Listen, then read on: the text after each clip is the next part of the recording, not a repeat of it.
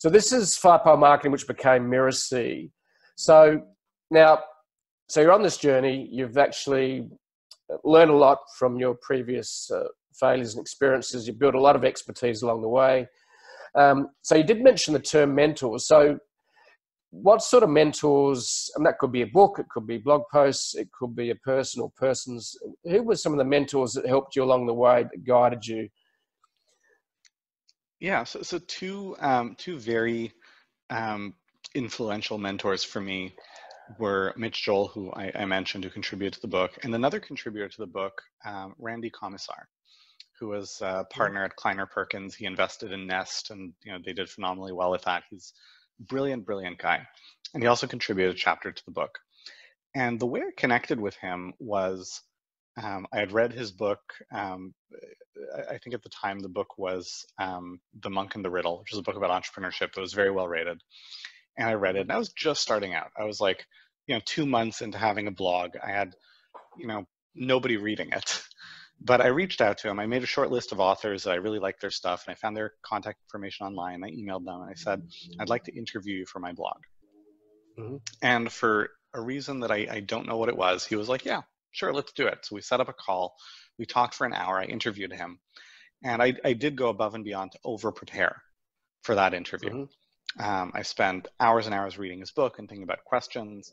And we had a good conversation. I published that interview, which probably 2 people listened to.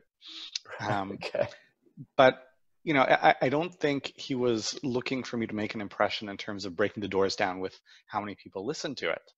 But I do think I made an impression in terms of asking interesting questions, in terms of doing my homework on the conversation. Mm-hmm. And so then, I invited him to contribute to the book, and he very graciously did. And his work has been very influential to me. And so over the years, whenever I'm in California, I'll reach out and I'll say, hey, do you have some time? And, if he does, then we'll meet for lunch. And so I've had the privilege of sitting down with him for lunch. I mean, probably half a dozen times over the last 10 years. So it's not a huge number of times. But these conversations have always been very impactful and very influential. And I'll share a very specific thing that I took away from one of those conversations. Mm-hmm. So, I went down to his office. This is Kleiner Perkins on Sand Hill Road, this, giant venture capital firm, beautiful building. We get some lunch at their kind of main conference room. We take our food to sit in his office, to sit and eat and talk.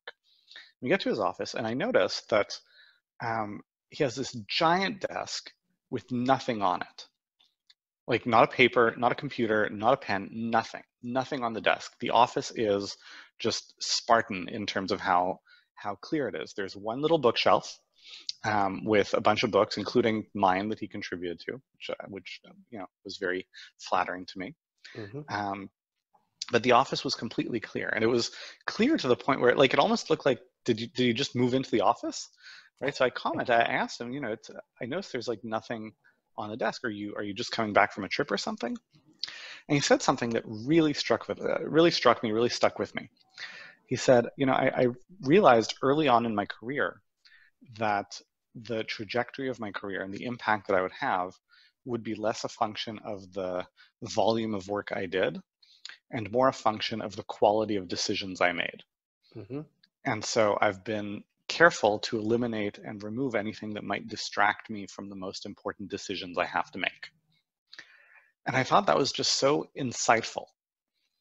It really stuck with me. And he's just been, he's a brilliant, kind person. He's written multiple books. His book, Getting to Plan B, is probably the single book that I give people the most when I'm giving them business advice. It's probably the best business book I've ever read. Mm-hmm. So yeah, that's a great example of mentorship. That's very interesting about his comment about it's not the quantity of work I do, it's actually the quality of the decisions I make. And that's very interesting. So